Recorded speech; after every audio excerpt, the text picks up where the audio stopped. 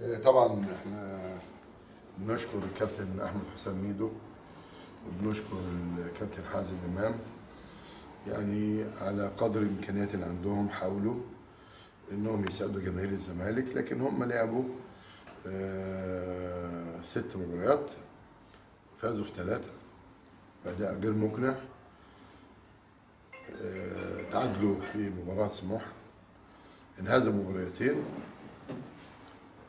الأداء بصفة عامة غير مقنع. طبعا احنا كمجلس إدارة بنجتمع، بيهمنا زي ما احنا عاملين المنشآت بيهمنا البطولات طبعا، يعني اي حد غيرنا بعد ما عمل المنشآت دي كلها مش هيسأل اعمل اي جمعيه عموميه، الناس هتيجي تنتخبك، بس مش هي القضيه، لان الجماهير ملهاش تصويت، لكن احنا يهمنا الجماهير، يهمنا جماهير الزمالك الملايين تبقى نايمه سعيده. احنا حاولنا ولما الجهاز ده جه كان عندنا امل كبير ان ولاد النادي جيل جديد بيتحمل المسؤوليه. برضه باكد تاني اللي احنا بنعمله كل مجالس الاداره عملته، بس هي القصه مرتضى منصور. بتروجيت غير، الاهلي غير، انبي غير، وادي دجله غير، سموحه غير، اتحاد اسكندريه، مفيش نادي ما غير، الاهلي كله. انما ساعه ما يجي مرتضى الاستقرار والاستقراض والكلام العبط ده اللي بيقولوه. المهم طبعا بوجه لهم الشكر حازم وميدو كابناء من ابناء النادي، وميدو كان موجود ومشي ورجع، يعني ممكن يرجع في اي وقت. تخذ طبعا مجموعه قرارات، ما عادش في مليم هتصرف لاي لاعب من هنا لغايه الموسم نهائي، لغايه ما يعرفوا انهم بيلعبوا في نادي محترم. اولا لسه واخدين 25% بدايه من اسبوع، مكافآت فوز، كل اللي بيحلموا بيه، معسكرات، لبس، استاد عملنا لهم الاستاد، الاضاءه بقى لها 60 سنه عملنا اضاءه للاستاد عشان يتدربوا بالليل. فهم ما لهمش حاجه. الفريق النهارده مش ده الزمالك، يعني او معظمه او غالبيه الفريق مش هو ده نادي الزمالك، مش هي دي اللعيبه اللي انا اعرفها. حتى لما اتغلبنا في السوبر في عين ما كناش كده، كنا كويسين. انما احنا بقى لنا 7 8 ماتشات مش كويسين. بس عايز اقول انه تاني باكد، ميدو لما مشي اول مره كان عقده خلص، كان متفق دوري وكاس، خد الكاس وطلع مربع الذهبي، عقده خلص.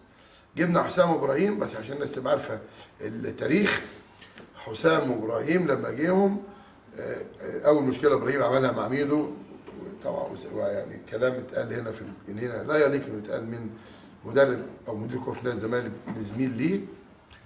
وقصه محمد عبد الشافي لما احنا خدنا رايهم وقالوا لا ما يمشيش، وثبتنا ده في المحضر، لقينا في كل الفضائيات احنا قلنا ما يمشيش، هم اللي مشوه. وبعدين جت القشه التي قسمت ظهر البعيد، مع احترامي طبعا حسام وابراهيم، مدربين على اعلى مستوى، متحمسين، بيحبوا الزمالك وبيحبوا الاهلي، يعني بيحبوا الناديين وبيحبوا المصري عشان هم محترفين. اللي حصل بالظبط ان احنا كلمني سمو الامير فهد بن خالد اللي هو كان بيشرف على النادي اهلي جاد فدوان، وقال احنا اتفقنا بالكلمه، بس انا عندي معلومات انه حسام هيلاعب محمد عبد الشافي في ماتش بالليل، فلو حصل لا قدر الله اصابه احنا خلاص اتفقنا. فجبت حسام ابراهيم ومجلس الاداره قلت لهم ما يلعبوش، محمد ما يلعبش. حاضر ولعبوا. اذا بقى في النادي مجلسين اداره، مجلس حسام ابراهيم ومجلس الاداره اللي الناس انتخبته، كان لازم يمشوا. جه بعديه الراجل اسمه باتشيكو، مش كده؟ باتشيكو اللي كان كل شويه يجي يقول لي مش طايق اسماعيل، مش طايق محمد صلاح، وقال في المطوشه في الماتش عليه عمال يهننهم ويحضرهم، لغايه ما هو جه في ليله مع اسماعيل يوسف والمساعدين بتوعه وقال لي انا زوجتي مريضه وعايز 15,000 دولار. فانا بحسن يد يعني صرفتهم له، وكان كنا في مولد النبي على حلويات كده، راح واخدها ونازل، خدها نزل على المطار جري، يبقى هو اللي هرب، محدش عمل له حاجه. اللي جه بعديه الاخ اسمه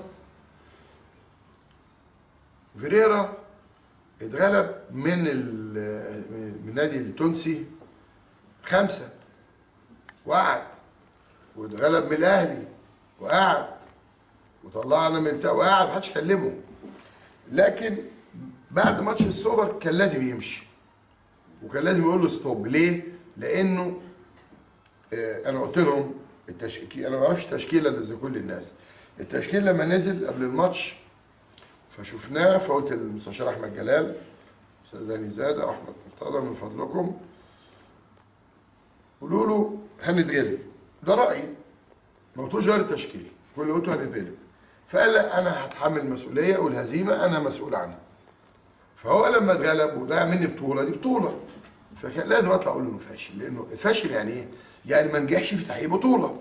بعد شهرين وقعدنا مع بعض واتعشى عندي وكل سمك وجمبري ومية مية، بعد شهرين افتكر ان انا قلت له فاشل. هو مش قصه دي، القصه ان هو كان تم الاتفاق واحنا في دبي مع النادي القطري. جه بكره هناك اتفقوا معاه، وعشان كده لعب بالطريقه اللي احنا اتغلبنا بيها دي، واحنا عرفنا واحنا هناك. مفيش اللي كان بقى عامل زي حمار جنينه الحيوانات اللي بيضحك على النكته بعديها بشهرين، هو ده فريرة. جبنا الراجل الاخير ده باكيتا، راجل مؤدب ومحترم وكل حاجه، لكن جالي معلومات مؤكده من رؤساء انديه السعوديه ان ما كانش في لاعب بيلعب في المنتخب القومي. اعتقد هو كان بيدرب منتخب السعوديه الا اذا كان الامير يجيب له عربيه هديه. يعني انا امير رئيس نادي اجيب له هديه عشان اللاعب ده يلعب من ناديه في المنتخب. لما كان بيدرب انديه كان نفس القصه، اللاعب اللي يديله هديه يلعبه. طبعا كلام مرفوض شكل موضوعا، واللي بلغنا الكلام ده مش واحد، ده معظم رؤساء الانديه السعوديه. فقلنا نخوض تجربه جديده مع ولاد النادي حازم امام وميدو. فشلت التجربه من ست مطوش على ما اعتقد، ولا كانوا لعبه، هم كسبوا ثلاثه وخسروا اثنين وتعادلوا في واحد. يعني نسبتي 50% تقريبا. فبكل ادب واحترام لولاد النادي احنا وجهنا لهم الشكر، ووقفنا كل مليم للاعب لغايه نهايه الموسم، مفيش. وانا اللي قاعده معاهم يرجعوا ان شاء الله. اللاعب اللي مش عايز يلعب في نادي الزمالك برجوله يتكل على الله. لعب البنات ده مش عندي، ده لعب بنات. اللي شفت النهارده بنات بتلعب وخايفه ومرعوبه، مع احترامي للبنات. بالعكس انا بشوف مطوشه البنات في اوروبا احسن من الماتش بتاع النهارده 100 مره. اللي عشان كده برضه باركنا النادي الاهلي ومجلس ادارته وجماهيره، مالناش مشكله، دي رياضه. نتكلم بكل هدوء من غير انفعال، ده ماتش نكسب ونخسر. لكن ما حد يقول لك طب ما انت فعلت ومشيت. لا، الجهاز بعد ماتش الاسماعيلي وسموحه كان لازم يمشي. بس احنا اتعلمنا، انا شخصيا اتعلمت انا رئيس نادي قديم، اشيل الشيل قبل ماتش الاهلي ازاي. ويجي اشيل ميدو وحسام، احمد حسام، ويجي الفريق يتغلب يقول لك شفت الراجل شالهم، هو السبب. الشماعه دي انا اتعلمتها. كملوا، جمهور الزمالك كله اتفرج، جمهور الزمالك كله غضبان، مش عشان اتغلب، مش مشكله، ما انا الزمالك يتغلب يفوز، مش غضبان من الاداء، غضبان من التشكيل، غضبان من التغيير، غضبان زينا كلنا، احنا كلنا جمهور غضبانين. يمكن الناس كانت مستغربه احنا ليه ما رحناش برج العرب. ادي مجلس اداره بالكامل اهو، لاننا كنا عارفين ايه اللي هيحصل. وانا قلت لهم يا جماعه ما حدش يسافر، احترامي لميدو واحترامي لحازم، هما طبعا ولادنا وكل حاجه، بس المسؤوليه كانت كبيره عليهم قوي قوي. وانا من اول ما جيهم انا ما شفتش اداء الزمالك الممتع. حتى الثلاث ماتشات اللي احنا غلبنا انبي وغلبنا الداخليه وغلبنا مين تاني؟ المصري. ما شفتش اداء الممتع، مش ده اداء الزمالك. لكن هو النصيب كده توقف عند هذه المرحله. احنا شكلنا لجنه بتتفاوض، عندنا مجموعه مدربين، هنجيب مدرب محترم جدا جدا جدا يليق باللعيبه الموجوده دي عشان يفوقها، ويليق بجماهير الزمالك المحترم، ويليق بالنادي مهما يكلفنا هذا المدرب. يعني مهما يكلفنا هذا المدرب، جزء من النادي وجزء مني انا وبعض محبين نادي الزمالك. ويمكن عندنا الاخ عمرو الجنايني والاخ مدحت وجمال العدل وانا مع الشركه الراعيه. هجيب مدرب يعني يليق بنادي الزمالك. وعلى فكره بقول لجمهور الزمالك ما تغضبش قوي، لانه لسه 17 ماتش تقريبا. ال 17 ماتش دول فيهم ماتش مواجهه بينه وبين الاهلي. يعني الاهلي يتعثر في ماتش ويتعادل في ماتش، خلاص انطلق معاه. ان شاء الله باذن الله، باذن الله باكد الدوري السنه دي لنادي الزمالك. خدوها مني ثقه زي ما قلت لكم المره اللي فاتت، دوري وكاس باذن الله للزمالك. وجماهير الزمالك ما تقلقش، انا زعلان من جماهير الزمالك لان كل اللقاءات اللي تمت قبل الماتش انا زملكاوي بس هنتغلب، انا زملكاوي بس خايف. ما هو انت برضه صدرت الشعور ده للعيبه. اما بقى الحجه الاخيره بتاعت ان احنا عشان ملعب برج العرب، عايز اقول للاهلي الهبل اللي قبت دول، اللعيبه من اول يوم الاسبوع اللي فات عارفين انه يلعبوا في برج العرب. وقلت لهم ما عملناش في برج العرب اعتبروا نفسكم تلعبوا في ملعب مختار التتش قدام 100,000 اهلاوي. طب هو حماده طلبه اللي كان النهارده نجم ورا ما كانش بيلعب في برج العرب؟ اشمعنى ده ما تاثرش؟ معروف مش كان برج العرب، اشمعنى ده ما تاثرش؟ مش كده؟ عمر جابر ازاي ما تاثرش؟ فالعيال بقى الهايفه اتفق لما قال ونقل ماتش، لا، المباراه كانت محدد لها الدفاع الجوي بعد ما خدت موافقه السيد وزير الدفاع والانتاج الحربي السيد الفريق اول صبحي، وتصدق الكلام ده وبلغت ان كل مطوشه الاهلي في الدفاع الجوي. لولا بلطجيه الاهلي اللي راحوا اقتحموا النادي وقال ادبهم هناك تاني على الجيش على السيد المشير، وراحوا تاني يوم بعد مبادره السيد رئيس الجمهوريه المحترم اللي انا كنت رافضها، وقالوا له احنا علينا شروط ومش شروط سفاله وقله ادب. وبعدين اللي حصل في الفسطاط امبارح، هذه الجريمه اللي تمت تحت بصر الشرطه، تحريض على قتل رئيس لجنه الانديه، تحريض على قتل عضو في البرلمان، تحريض على قتل رئيس نادي الزمالك، تحريض على قتل راجل محامي ليه اسمه، والشرطه بتتفرج. ده مدير الامن لازم يمشي، مدير الامن العام لازم يمشي. دخلوا الشماريخ ازاي؟ وباليافط اللي مكتوب عليها الشعب يطالب باعدام مرتضى احمد محمد منصور، ولعبه اللي يقول لك ايه بطاقه رقم قومي، هو بطاقه رقم قومي دي عنوان يهبل؟ هو انا هستخبى في البطاقه؟ طب ما انا كنت امبارح طول النهار في النادي وماشي في الشارع حوالين النادي بشوف المنشات الجديده بره الشارع. انت لو كنت راجل كنت قربت من النادي 3 كيلو، انما لانك جبان واستخبيت في حمايه الشرطه. عايز اسال الشرطه هم العيال دي دخلوا ازاي؟ يعني مين اداهم اذن بالتجمع ده؟ وبعدين دول عاملين مسرح وعاملين ميكروفونات ومدخلين شماريخ ومدخلين يفط والشرطه بتتفرج. يعني انا استجبت لنداء السيد وزير الداخليه حفاظا على امن البلد دي واستقرار البلد دي لما طلب مني ان الماتش يتلعب في برج العرب عشان عنده اخبار مؤكده ان العيال دي عايزه تعمل كارثه زي الدفاع الجوي لو الماتش اتلعب في اي ملعب في القاهره، واستجبت. يكون جزائي تاني يوم الشرطه بتتفرج على ناس بتحرض على قتلي في قلب القاهره. زملاء كثيرون من اعضاء مجلس النواب زملائي، وانا بقول الكلام ده وانا حزين، سيتقدمون باستجوابات للسيد رئيس الوزراء والسيد وزير الداخليه عن هذه المهزله، لان ما حدث مهزله تحريض على القتل علنا في قلب القاهره في الفسطاط. اما العيال اللي طلعوا قالوا احنا مش هنسيب مرتضى منصور ورحمه امي لا اجيبكم رجليكم زي ما جبتكم قبل كده متكتفين. خاصه الواد طلع مع خالد غندور وقال لك انا من شبرا الخيمه بدور عليك. لا انا اللي هجيبك، انا عندي وحوش في متغامر، وحوش، لا ده النسوان هناك وحوش، هجيبك متكتف انت وابوك وامك عشان اربيك انت وابوك وامك. انت هتجيبني انا يالا وورايا عايز تقتلني؟ لكن للاسف انا حزين الموقف. انا خدت موقف راجل دوله ووافقت على ان المباراه تتلعب في برج العرب. كان المقابل الشرطه بتحمي البلطجيه اللي بيحرضوا على قتل رئيس النادي اللي كان قاعد مع السيد وزير الداخليه قبلها ب6 7 ساعات. وبعدين احتفال ايه بذكرى اللي ماتوا؟ هو في احتفال ذكرى اللي ماتوا كله سابوا؟ يعني انا في عزا الاقي واحد يقول له يا ابني كذا اقول لهم كذا. هو في احتفال بذكرى الناس ماتوا يتضرب فيها شماريخ؟ هو في احتفال بذكرى ماتوا ناس بتحرض على الاكل؟ وبعدين هو حد في اللي مات، ما كل المجلس قاعد اهو، حد في اللي مات الترس؟ ما احنا قابلنا امهات وابهات الولاد اللي توفوا الله يرحمهم كلهم، ما حدش فيهم الترس. انما شغل البلطجه ده اللي اتعمل تحت بصر الشرطه للاسف وتحت بصر مدير الامن والظباط واقفين عمالين يضحكوا والعيال بالهتاف 5 6000 هو ده حجمهم. بتوع الاهلي والزمالك يجتمعوا مع بعض خلاص. الشعب يريد اعدام مرتضى منصور. طب اجيب لك شعب متغمر بقى اللي انتخب اللي طلع مرتضى منصور الاول على مستوى الجمهوريه في الانتخابات، يجيبك انت وابوك وامك من بيوتكم. انما كنت فاكر الشرطه فض، انتوا جايين ميتم ولا جايين تشتموا الناس؟ فالواحد للاسف يعني انا حزين جدا جدا جدا. وان شاء الله هتعمل استجوابات من زملائنا اعضاء مجلس النواب ونشوف رئيس الوزراء يجي يتكلم ويرد. مين سمح للبلطجيه دول يخشوا حديقه الفسطاط ويعملوا مسرح وميكروفونات كبيره واليفط، وقال لهم عشان ما شتموش الشرطه في اليوم دون، فقال لك خليهم يشتموا. وده مش شتيمه، ده بيقول لك اعدام، اعدام، ده ناس بتحرض على القتل.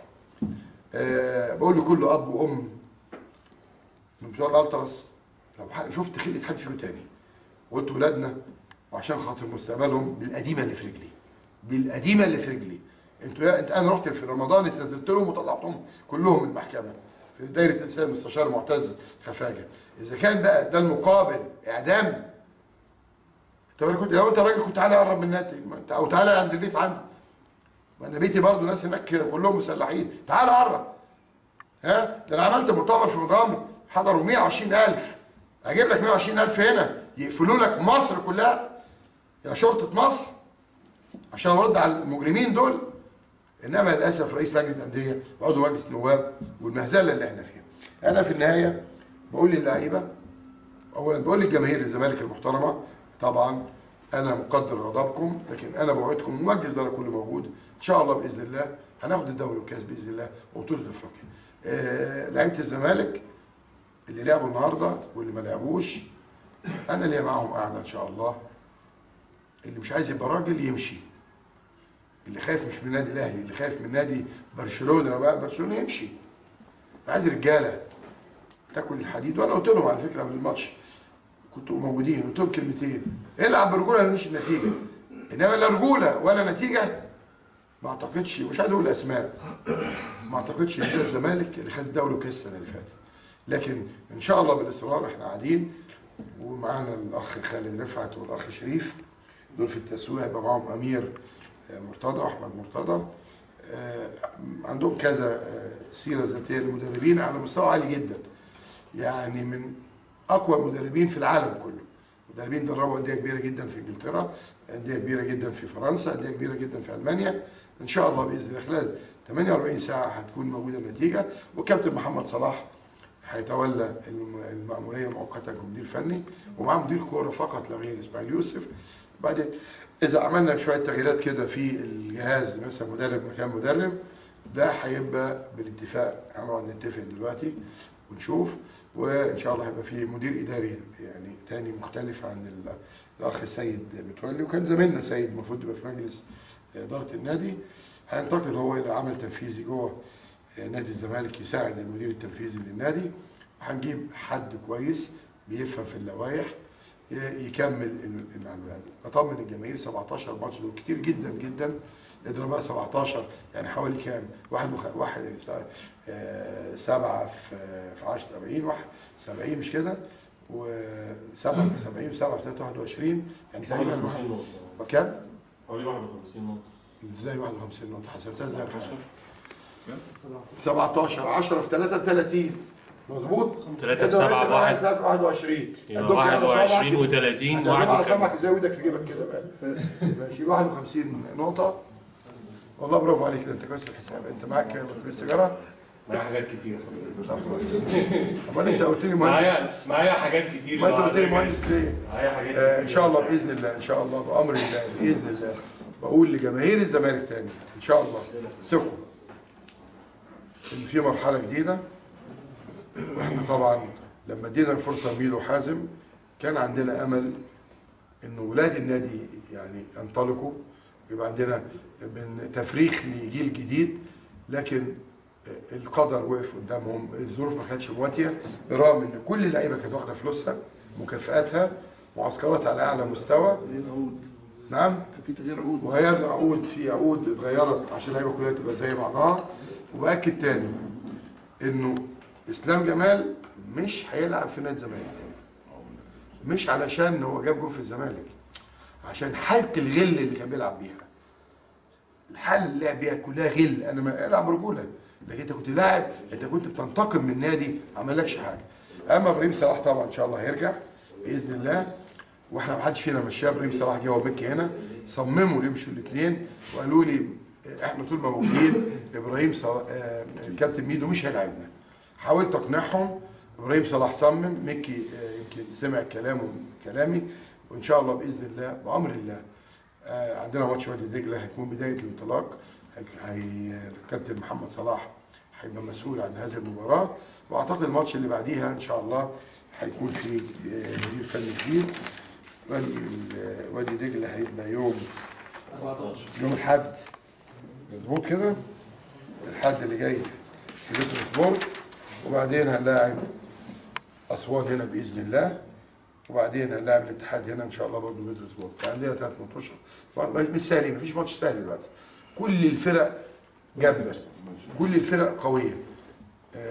ان شاء الله باذن الله خلال 48 ساعه تكون بس اللجنه خلصت لنا المدير الفني الاجنبي الجديد. طبعا كنا نتمنى ان يكون مصري، كابتن حسن شحاته، كابتن حلمي طولان، بس انا اتاكد ان اي مدير فني مصري بيتحارب للاسف من زملائه المصريين. دي نظريه يعني ثابته، واحنا شفنا فاروق جعفر عمال يلوش يمين وشمال. ليه يا فاروق؟ انت ناسي انا رحت معاك المحكمه؟ عيب. انت ناسي انت طلعت ازاي؟ عيب. خلاص. وطارق يحيى بيقولوا له التغيير، قال لا تعليق. لا تعليق ايه؟ هو انت خايف يمشوك من نادي من طلائع الجيش؟ عيب عيب. واقول لكل المحللين من فضلك حضرتك لما يكون محلل في استوديو تحليل الفني، حلل الجهاز الفني واللعيبه، مالكش دعوه بالاداره، مالكش دعوه بقرارات مجلس الاداره. احنا بنتحمل قراراتنا قدام جميع، اولا قدام ربنا، قدام جميع عمية، قدام جماهيرنا، خلاص، قدام جماهيرنا. انما تقعد تفتيلي في الاستديو، اقعد بقى اقول الكره طلعت اوت، ميدو كان المفروض يغير دون، اصل المفروض علي مش عارف جبري كان عمل ايه، كل ده شغلك حل فني. انما حضرتك تفهم مين في الاداره؟ كل اللي قاعدين دول، الراجل ده عضو مجلس اداره احمد جلال ابراهيم من سنه كام؟ 96. اني زاده من سنه كام؟ 96.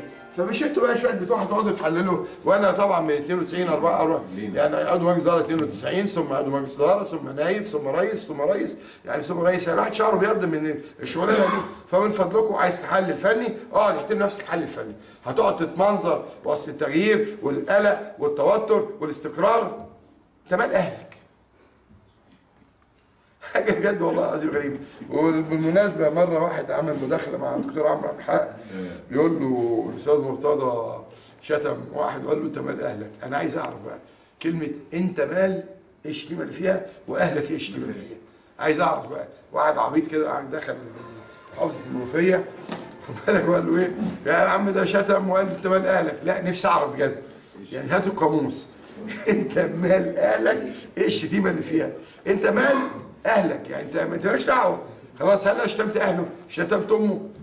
الناس تخش تقعد تفتي، واخد بالك، وكله عامل خبراء، وقال يقول لك ايه؟ لا، التشكيل بقى مصطفى فتحي كان مش عارف يعمل ايه، وعمر جبر يعمل ايه، وعلي اسماعيل يعمل ايه، وعبد الحليم حافظ يعمل ايه، واول ما اتكلم انا اقول لك لا ليه؟ التدخل ده انتوا رخمه. يلا سلام عليكم.